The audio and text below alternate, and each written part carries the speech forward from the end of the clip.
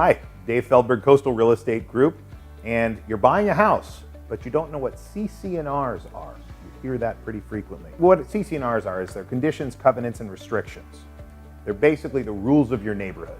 If you're buying anything with a Homeowners Association, CC&Rs do exist, and part of your disclosure process is to get a packet of these things and read them. Again, basically rules of your neighborhood.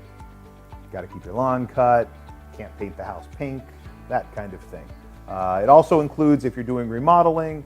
Basically, they want the ability to maintain the house and keep it looking aesthetically like everybody else in the neighborhood, not negatively affecting any of their values.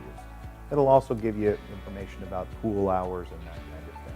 If you want more information on CC&Rs, please feel free to give me a call. I'd be happy to answer any questions you have. Dave Feldberg, Coastal Real Estate Group.